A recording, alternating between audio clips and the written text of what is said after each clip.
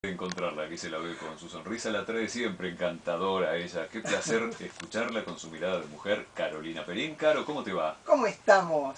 Bien, muy bien. Bueno, me alegro. Un día, diría yo, para los amantes de la literatura Ujú. y los respetuosos de la honestidad, un día muy Sí, triste, sí, sí, porque ha muerto no solo un gran escritor, sino ha muerto un hombre que mantuvo sus convicciones hasta último momento, aunque a lo mejor no fueran las de uno mismo, las ujú, convicciones que tenía claro, Eduardo Galeano en cuanto a lo ideológico, digamos. claro. Pero ¿quién puede discutirle que siempre sostuvo lo que pensaba de una manera digna, eh, de cara a la verdad? Es Ujú, imposible no reconocérselo. ujú. Yo lo conocí, si de conocer se trata, es verlo y haber compartido con él un pequeño momento, a Eduardo Galeano, cuando fue el referéndum en Venezuela, en el que Hugo Chávez preguntaba si era válido que él se presentara para un nuevo mandato presidencial.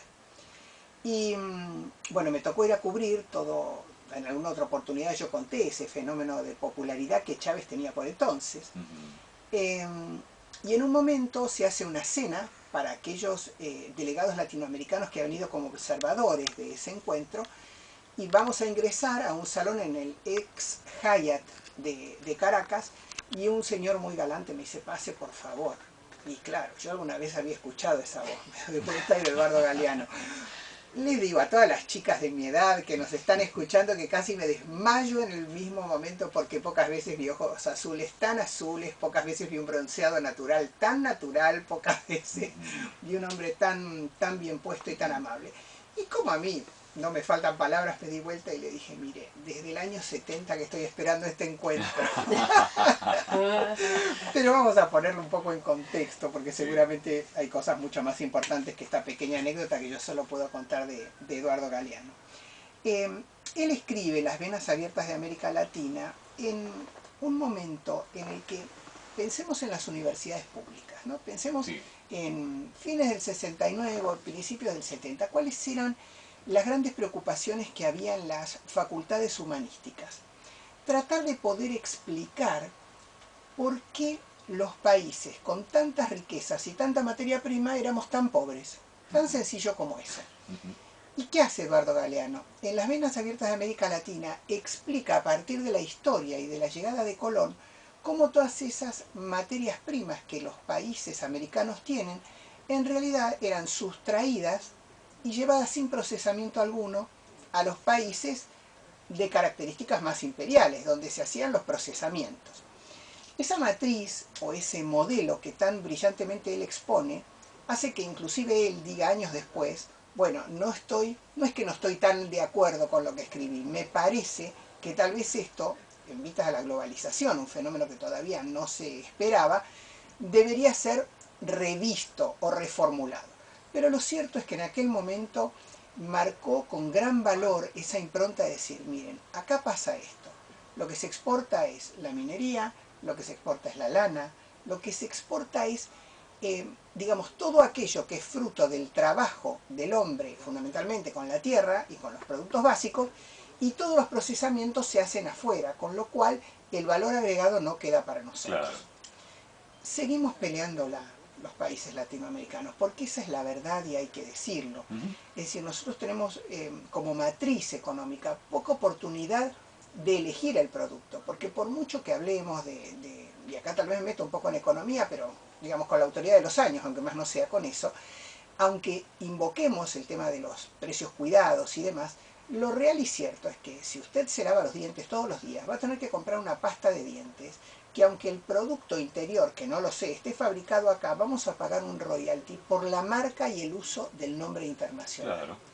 Ese es el gran nudo que las economías de países de las características del nuestro tienen, y que nadie ha conseguido resolver, o no ha querido, o no ha podido resolver. Bueno, Eduardo Galeano, volviendo a él, a quien estamos haciendo referencia porque lamentablemente hoy murió después de luchar incansablemente contra un mal que ya le había costado un pulmón, y aún así él seguía luchando, Ujú.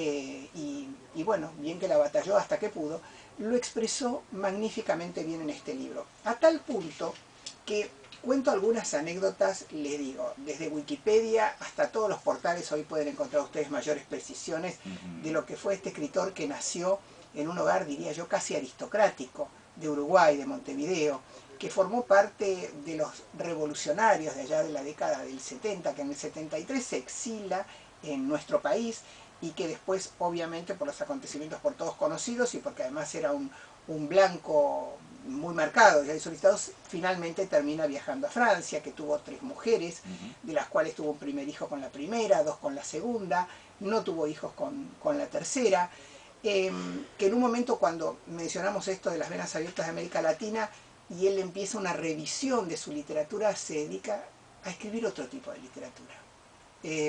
Yo he escuchado a algunos de sus compañeros en otras radios y que hacían mención a que sale un poco de la literatura política para adentrarse en temas que son más íntimos. Y después vamos a comentar algunas de las frases que surgen justamente de ese cambio, diría yo, de formato y de sus ganas de escribir con un aire mucho más intimista. Pero algunos detalles, decía que fueron interesantes. Cuando Perón está en el exilio, le dice a algunos de los jóvenes que se acercaban a conversar con él, me gustaría conocerlo a Galeano, que por entonces también era muy joven, ¿no? Claro. Porque además también fallece joven, recordemos que fue a los 73, 74 años. Entonces Galeano se encuentra le dan un número de teléfono y Galeano disca el número sin demasiada expectativa, dice, no me van a atender, me van a pasar con Perón. Bueno, sucedió que sí, entonces tiene ese encuentro con Perón y él le dice, mire, le hago una pregunta, ¿por qué usted aparece tan poco? Recordemos que Perón se comunicaba a través de cartas, algunos mensajes grabados en el viejo Geloso y demás. Y Perón le contesta, el prestigio de Dios está en que se hace ver muy poco. Y Galeano siempre comentaba esta anécdota. Por eso digo, tiene situaciones que son muy enriquecedoras y hablar con él, o haber hablado con él, yo no recuerdo precisamente qué fue lo que dijo en esa cena, ¿no?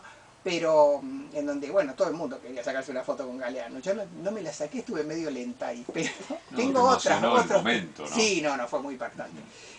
Pero, por ejemplo, fue capaz de decirle a Obama que la Casa Blanca será seguramente su casa, presidente, pero esa Casa Blanca fue construida por esclavos negros y me gustaría y espero que usted cuando llegue ahí no lo olvide. O algunos otros que fui marcando, dice, no solo Estados Unidos, sino algunos países europeos han sembrado dictaduras por todo el mundo y se sienten como si fueran capaces de enseñar lo que es democracia. O sea, era un duro, no negociaba. Y hasta, decía yo, y hasta el fin de sus días, fue un hombre de fuertes convicciones. Pero cuando él se vuelca a la otra parte, que decía de la literatura, con tantísimos títulos, que como muy bien dijeron hoy, decía Luis hace unos minutos, fueron más de 300. Cuando él se vuelca a ese carácter intimista, tiene frases que son maravillosas. Algunas yo las rescaté, no para decir todas, pero por ejemplo escribió, arránqueme señora las ropas y las dudas, desnúdeme y desnúdese. O sea, todo en él era de una fuerza. O por ejemplo, hablando de la solidaridad, dijo, la caridad es humillante porque se ejerce verticalmente y desde arriba. La solidaridad es horizontal e implica respeto mutuo, respeto por el otro. Claro. De la política dijo, la palabra política se ha manoseado tanto que significa todo y no significa nada. Entonces desconfío mucho de la etiqueta política. En fin, que podríamos seguir con frases y más frases que he decodificado hoy que me gustaban y que tenían que ver con, por ejemplo, con el género. Dice, por suerte creo que estoy fuera de los géneros y eso es el resultado de muchos años de trabajo en que fui descubriendo que lo mío era una síntesis de diferentes géneros, una tentativa de síntesis para recuperar la unidad perdida del lenguaje humano. Claro, porque hay que plantarse después de que un día el expresidente Chávez le regala a Obama el libro, eso es bien conocido, sí, claro, en las venas abiertas de América Latina. Y sí. tiene un pin para arriba de ventas impresionante el libro. Hay que estar plantado desde ese lugar y decir, bueno, me parece que igual el libro merecería algunas consideraciones. Cuando vos te podés quedar tranquilo en ese lugar y decir, sí, bueno, escribí una Biblia en ese momento y no tengo por qué corregir nada. Por supuesto. Bueno, que se ha ido, que la verdad es una pena, porque cuando uno piensa en estas personalidades, que a veces cuesta tanto, a lo mejor porque falta tiempo, ¿no? Pero uno pone la mirada y dice, a ver, ¿quién podría ocupar su lugar? ¿Quién podría reflexionar como él? Yo me atrevo a decir, cuidemos a un Kovadlov, digamos, debatamos o no, pero hay una Beatriz Sarlo, porque desgraciadamente los tiempos que corren no dan tiempo para saborear eso que a lo mejor toda una generación tuvimos, que es el gusto por encontrar la palabra en el libro. Claro, pensamiento reflexivo. Claro. Y él se ha llevado un poco todo eso también. Sí, Así sí. que, bueno, nuestro recuerdo para un grande, para Eduardo Galeano. Tenía preparado hoy hablar de Samuel Beckett, pero lo puedo hacer el jueves también, Claro, que es ¿cómo muy no? interesante. Estamos recorriendo, como siempre decimos, algunas estanterías de las bibliotecas que tanto nos gustan con mirada de mujer. Lamentablemente en la de hoy, bueno, hemos despedido un grande. Una noticia triste en el Río de la Plata que conocíamos hoy, la partida de esta vida de Eduardo Galeano. Puede resultar muy interesante y motivador encontrarse de alguien más con sus obras, digo, Claro, los más jóvenes, ¿no? claro. Quienes tal vez tenían solo su nombre. Recién lo decías muy bien y creo que resultan motivadoras tus palabras, hombre de convicciones fuertes, Sí. de ideas, de la literatura, ¿no? Por supuesto, del pensamiento y de la libertad. Por eso te propongo escuchar Libertango, Qué bueno. y justamente vinculando a dos generaciones. Otro maestro de la República Oriental Obvio. del Uruguay, el querido Horacio Ferrer, junto a Lisette, una muy joven adolescente de 14 años que ya maneja distintos instrumentos, digo, los ejecuta, el bandoneón, Bueno. canta, niña prodigio. Bueno, este homenaje con Libertango, ¿te parece? Sí, lo disfrutamos, obvio. Bueno, Carolina, un placer siempre. Gracias. La mirada de mujer, de la actualidad, de todo lo que sucede aquí en Por la Vuelta. Carolina Perín.